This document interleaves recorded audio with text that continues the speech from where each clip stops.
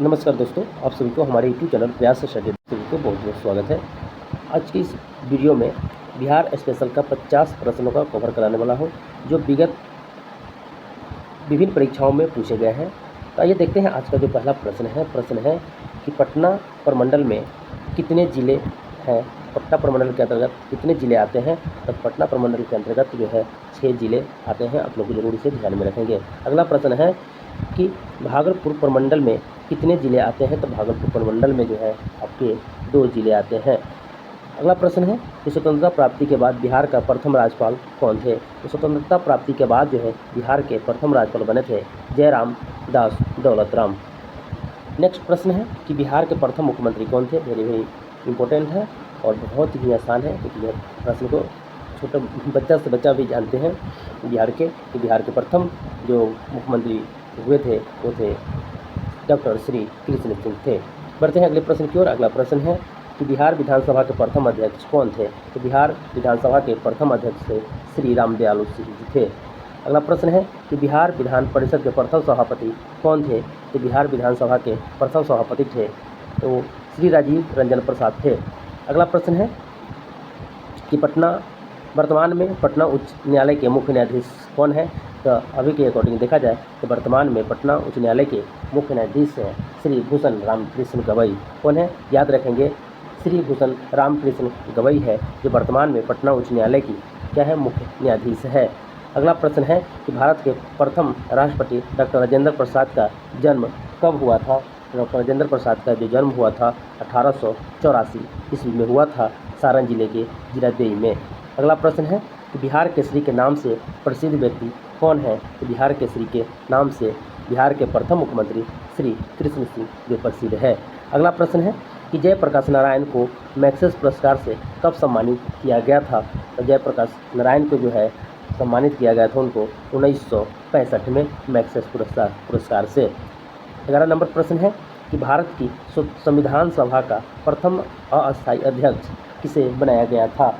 तो बनाया गया था डॉक्टर सच्चिदानंद सिन्हा को। जो सच्चिदानंद सिन्हा थे वो बिहार से ही बिलोंग करते थे। तो भारतीय संविधान सभा का प्रथम अस्थायी अध्यक्ष चुना गया था।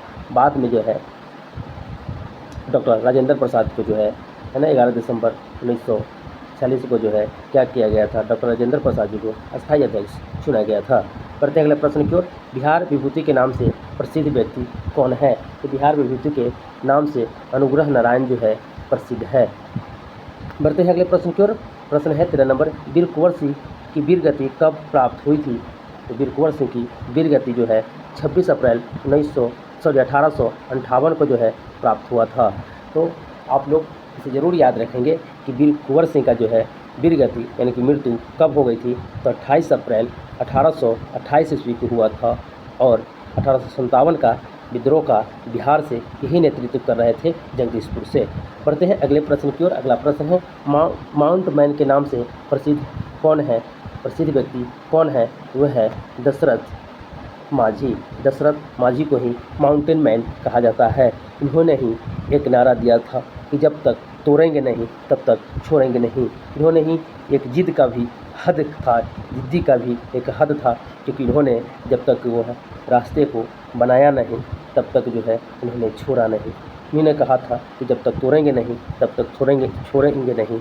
ये चीज़ें हर व्यक्ति, हर स्टूडेंट के ही लाइफ में लागू होना चाहिए। जो लक्ष्य है, जो लक्ष्य को आपने डिजाइन किया है ना, जो सपने आपने देखे हैं, जब तक वो पूरा नहीं हो जाता है तब तक उसे छोड़ना नहीं चाहिए, है ना। हमेशा लगे रहना चाहिए और उसके प्रति जो है ना हमेशा जो है अपने लक्ष्य के प्रति जो है ना अडिग रहना चाहिए। अगला प्रश्न है कि 15 नंबर, किस सिख गुरु का जन्म बिहार में हुआ था। तो बिहार में हुआ था वो जो है गुरु गोविंद सिंह का हुआ था। अगला प्रश्न है कि भोजपुरी का शेक्सपियर किसे कहा जाता है। तो भोजपुरी का जो शेक्सपियर है वो कहा जाता है भिखारी ठाकुर को। किसको कहा जाता है, भिखारी ठाकुर को कहा जाता है। मैथिली कोकिला के नाम से प्रसिद्ध व्यक्ति मैथिली कोकिला के नाम से प्रसिद्ध कवि कौन है। वो है विद्यापति है। कौन है, विद्यापति जी है। विद्यापति को मैथिली कोकिला के नाम से जाना जाता है। अगला प्रश्न है कि पटना विश्वविद्यालय की स्थापना कब हुई थी? तो पटना विश्वविद्यालय की स्थापना हुई थी 1917 ईस्वी में। अगला प्रश्न है बिहार कृषि विश्वविद्यालय कहाँ स्थित है? तो बिहार कृषि विश्वविद्यालय ये जो है आपको बता दें कि भागलपुर में है। कहाँ है? भागलपुर में है। अगला प्रश्न है 20 नंबर कि महात्मा गांधी केंद्रीय विश्वविद्यालय कहाँ स्थित है? तो महात्मा गांधी केंद्रीय विश्वविद्यालय जो है यह मोतिहारी में स्थित है। 21 नंबर प्रश्न है पटना मेडिकल कॉलेज की स्थापना कब हुई थी? तो पटना मेडिकल कॉलेज की स्थापना 1925 ईस्वी में हुई थी। 22 नंबर प्रश्न है खुदा बख्श ओरिएंटल पब्लिक लाइब्रेरी कहाँ स्थित है? यह जो है कि पटना में है। कई लाइब्रेरी है बिहार में जो अलग अलग ज़िले में है, उसे आप लोग ज़रूर याद रखेंगे। अगर ऐसा होगा तो मैं अपने यूट्यूब पर भी एक बार मैं उस पर लाइब्रेरी पर भी एक शॉर्ट वीडियो मैं बना दूंगा, आप लोग उसे एक बार ज़रूर देख लेंगे। बढ़ते हैं अगले प्रश्न की ओर। अगला प्रश्न है महाराजा लक्ष्मी सिंह संग्रहालय कहाँ स्थित है? महाराजा लक्ष्मी सिंह संग्रहालय जो है यह जो है दरभंगा जिले में है। अगला प्रश्न है हसन शाह की मज़ार कहाँ स्थित है? तो हसन शाह का जो मज़ार है वह रोहतास में है। हसन शाह की मज़ार के बारे में पूछा जाए कि कहाँ स्थित है? यह जो है रोहतास में स्थित है। 25 नंबर प्रश्न है नेपाल की सीमा से लगे जिलों की संख्या कितनी है? तो जिलों की संख्या है वो है 7 है। 7 ऐसे ज़िले हैं बिहार के जो नेपाल की सीमा से लगते हैं। अगला प्रश्न है कि हरिहर सुब्रमण्यम स्टेडियम कहाँ स्थित है? यह स्थित है आपको बता दें गया में। कहाँ है? गया में है। वर्ष 2011 की जनगणना के अनुसार बिहार की कुल जनसंख्या कितना है? तो बिहार की कुल जनसंख्या जो है वो है आपके ऑप्शन नंबर ए में दिया है 10,40,99,452। 28 नंबर प्रश्न है बिहार में कितने प्रमंडल है? तो बिहार में कुल 9 प्रमंडल है। बढ़ते हैं अगले प्रश्न की ओर। 29 नंबर बिहार के मुख्यमंत्री जिन्होंने 8 बार अब नहीं यह हो गया है 9 बार मुख्यमंत्री पद की शपथ कौन लिए हैं? वो है ये है नीतीश कुमार ने अब तक 9 बार शपथ ले चुके हैं। बढ़ते हैं अगले प्रश्न की ओर। बिहार में प्रथम बार राष्ट्रपति शासन कब लगा था? और प्रथम बार राष्ट्रपति शासन आपके 1968 में लगा था। कब लगा था? 1968 में लगा था। अब तक जो है ना 8 बार राष्ट्रपति शासन बिहार में लग चुका है। अगला प्रश्न है वर्तमान में बिहार विधान परिषद के सभापति कौन है? तो है अवधेश नारायण सिंह है। कौन है? अवधेश नारायण सिंह है। बढ़ते हैं अगले प्रश्न की ओर। बिहार विधानसभा के 17वें अध्यक्ष कौन है? तभी 17वें जो है अध्यक्ष है वो 17वें नहीं अब 18वें हो गए हैं। 18वें है वो है नंद किशोर यादव है। कौन है? नंद किशोर यादव है, इसे याद रखेंगे। बढ़ते हैं अगले प्रश्न की ओर।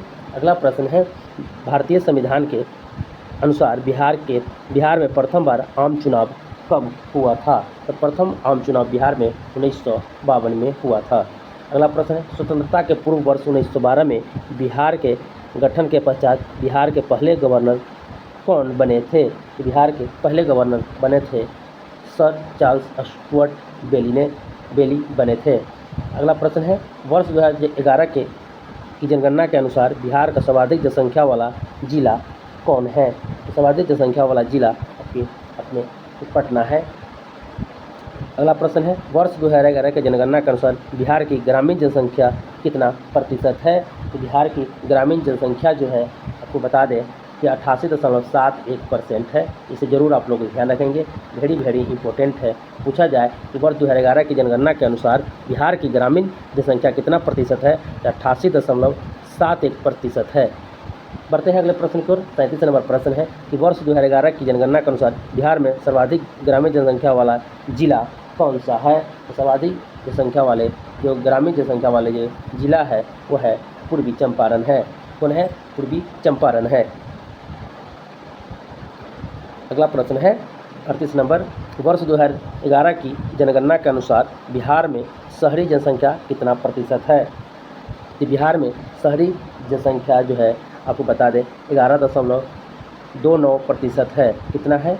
11.29% है। इसे ज़रूर आप लोग ध्यान में रखेंगे, वेरी ये भी इम्पोर्टेंट है। इस प्रश्न की बनने की संभावना ज़्यादा है। अगला प्रश्न है वर्ष 2001 से 11 के मध्य बिहार की दशकीय जनसंख्या वृद्धि दर कितना है। काफ़ी महत्वपूर्ण सवाल है, तो आप लोग इसे ज़रूर याद रखेंगे कि कितना था 2001 से 11 के मध्य बिहार की दशकीय जनसंख्या वृद्धि कितना थी, तो याद रखेंगे 25.42%। कितने 25.42%। अगला प्रश्न है 40 नंबर कि वर्ष 2011 की जनगणना के अनुसार सर्वाधिक दशकीय जनसंख्या वृद्धि दर वाला जिला कौन सा है, तो वो है मधेपुरा जो है सर्वाधिक है ना दशकीय जनसंख्या वृद्धि वाला जिला है, कौन है मधेपुरा। इसे भी आप लोग ध्यान रखेंगे, ये भी बहुत महत्वपूर्ण है। अगला प्रश्न है प्रश्न संख्या है आपके स्क्रीन पर 41 नंबर वर्ष 2011 की जनगणना के अनुसार बिहार के किस जिले का जनघनत्व सर्वाधिक है, तो है शिवहर का। कितने हैं शिवहर का है। अगला प्रश्न है कि वर्ष 2011 की जनगणना के अनुसार बिहार के किस जिले का लिंगानुपात सर्वाधिक है, तो बिहार के जो है तो कौन सा जिला है, तो गोपालगंज जो है इसका सर्वाधिक लिंगानुपात है। प्रश्न है 43 नंबर वर्ष 2011 की जनगणना के अनुसार बिहार की साक्षरता दर कितनी प्रतिशत है, तो है आपको बता दें 61.81%। 44 नंबर प्रश्न है कि वर्ष 2011 की जनगणना के अनुसार बिहार में न्यूनतम साक्षरता दर वाला जिला कौन सा है, तो न्यूनतम साक्षरता दर वाला जिला जो है वो है सहरसा है। इस ऑप्शन के अकॉर्डिंग कौन है सहरसा है। 45 नंबर प्रश्न है कि वर्ष 2011 की जनगणना के अनुसार बिहार में सर्वाधिक अनुसूचित जाति जनसंख्या प्रतिशत वाले जिला कौन है, तो वो है आपके गया। क्या हो जाएगा गया इसका सही जवाब हो जाएगा। अगला प्रश्न है कि वर्ष 2011 की जनगणना के अनुसार बिहार में न्यूनतम अनुसूचित जनजाति जनसंख्या वाले जिला कौन है। एक बार फिर से वर्ष 2011 की जनगणना के अनुसार बिहार में न्यूनतम अनुसूचित जनजाति जनसंख्या वाले जिले कौन सी है, इसका सही जवाब हो जाएगा आपके ऑप्शन बी हो जाएगा आपके शिवहर। क्या हो जाएगा शिवहर। बिहार का कौन सा लोक नृत्य युद्ध से संबंधित पुरुष प्रधान नृत्य है, तो कौन सा नृत्य है, तो वो है आपके ऑप्शन डी हो जाएगा छऊ नृत्य है, जो बिहार का एक लोक नृत्य है युद्ध से संबंधित पुरुष प्रधान नृत्य है। अगला प्रश्न है 48 नंबर वर्ष 2011 की जनगणना के अनुसार बिहार में सर्वाधिक शिशु लिंगानुपात वाले जिले कौन सा है, तो है आपको बता दें सही जवाब हो जाएगा आपके बी किशनगंज है। कौन है किशनगंज है, जो बिहार में सर्वाधिक शिशु लिंगानुपात वाले जिला है। अगला प्रश्न है 49 नंबर मयूर कला केंद्र कहाँ स्थित है, तो मयूर कला केंद्र जो है ये आपको बता दें इसका सही जवाब है आपके ऑप्शन डी छपरा। क्या है छपरा मयूर कला केंद्र का केंद्र स्थित है। मयूर कला केंद्र कहाँ स्थित है, तो छपरा में है। और अगला प्रश्न है 50 नंबर और आखिरी पटना संग्रहालय की स्थापना कब हुई थी, तो पटना संग्रहालय की स्थापना वर्ष 1917 में हुई थी। इसी प्रकार जो है आपके 50 प्रश्न कंप्लीट हुआ। तो आप लोगों को ये वीडियो अच्छा लगे तो चैनल को लाइक सब्सक्राइब करना ना भूलें। एक बार चैनल को सब्सक्राइब जरूर कर दीजिए। इसी तरह का जो है ना महत्वपूर्ण मैं क्वेश्चनों का जो कलेक्शन लेकर के लाते रहूँगा, जो आगामी परीक्षाओं के लिए खतरे BPSC हो या तमाम BSSC का हो या BPSC TRE को हो, सभी परीक्षाओं के लिए काफ़ी उपयोगी और आप सभी के लिए हेल्पफुल होगा। एक बार चैनल को लाइक सब्सक्राइब जरूर कर दीजिए। मिलते हैं अगले वीडियो में। आज तक के लिए इतना ही, धन्यवाद।